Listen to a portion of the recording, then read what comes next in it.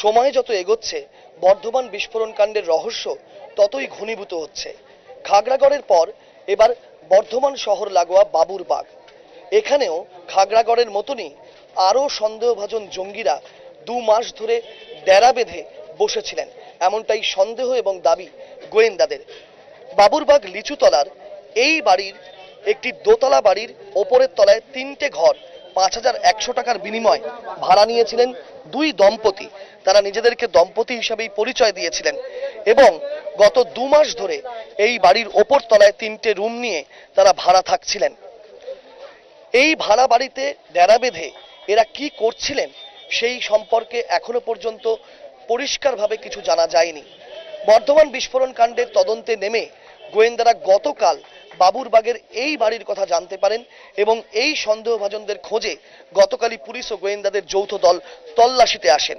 এসে দেখেন দরজায় তালা, ওপরের তলা পুরোপুরি বন্ধ এবং ওই 3টে ঘরের যারা বাসিন্দা ছিলেন তারা কেউই নেই। এবং প্রতিবেশীদের জিজ্ঞাসা করে জানা যায় খাগড়াগড় বোমা বিস্ফোরণের দিনই এরা সদলবদে বেরিয়ে গিয়েছেন। কারা ছিলেন এরা? খাগড়াগড়ের মতনই এই বাড়ির 2 মহিলা সর্বক্ষণ বোরখা পরিবৃত হয়ে থাকতেন, যাতে তাদেরকে কোনোভাবে না চেনা যায়, যাতে কোনোভাবেই তাদের পরিচয় না জানা যায় সেই বিষয়ে তারা সর্বক্ষণ সতর্ক থাকতেন। যে 2 পুরুষ ছিলেন তারা মোটর বাইকে করে যাতায়াত করতেন, একজনের দাড়ি ছিল আরেকজনের নয়। কিন্তু তারা কি কাজ করতেন কোনোদিন কাউকে বলতেন না, পাড়ার কারোর সঙ্গে মেলামেশা করতেন না। প্রতিবেশীরা বলেছেন দোতলা বাড়ির ছাদে কাপড় শুকোতে দেওয়ার অনুমতি চাইলে তাও প্রত্যাখ্যান করতেন এই বাড়ির বাসিন্দারা। কেন? তাদের যুক্তি ছিল তাদের বাড়ির ওপরের তলায় ওঠা যাবে না, কোনো প্রতিবেশী কিংবা স্থানীয় বাসিন্দাদের তারা বাড়ির ওপরে উঠতে দেবেন না। কিন্তু কেন? এই সন্দেহভাজনদের আচরণ ছিল রহস্যজনক।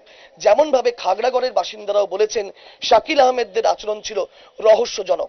খাগড়াগড়ের বিস্ফোরণের পর সেই রহস্য প্রকাশিত হয় যে সেখানে গবেষণাগার চলতো, মারাত্মক অস্ত্র তৈরির কাজ চলতো, আইইডি তৈরির কাজ চলতো এবং সেখান থেকে পাচার হতো। কিন্তু শাকিলদের মতন এই মডিউল, এই জঙ্গি সন্দেহভাজনরা তারা কি কাজ করতেন সেটা কিন্তু জানা যাচ্ছে না।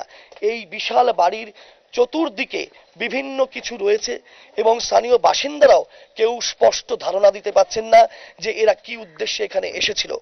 গোয়েন্দারা মোবাইল ফোনের কল লিস্ট ট্র্যাক করে এই সন্দেহভাজনদের সন্ধান পান এবং তারপরে এই বাড়িতে তল্লাশি চলে। এই বাড়ির নিচের তলায় একটা জায়গায় এসে দেখা গিয়েছে বেশ কিছু পোড়া কাগজপত্র রয়েছে। এখান থেকেও পুলিশ নমুনা সংগ্রহ করার চেষ্টা করেছে। কেন কাগজপত্র পোড়ানো? কারণ খাগড়াগড়ের বাড়িতেও যখন পুলিশ তল্লাশি চালাতে গিয়েছিল, বিস্ফোরণের পর উদ্ধার করতে গিয়েছিল, সেখানেও অনেক কিছু পুড়িয়ে দেওয়া হয়েছিল। আতপোড়া নথি, আতপোড়া মোবাইল ফোন পাওয়া গিয়েছিল।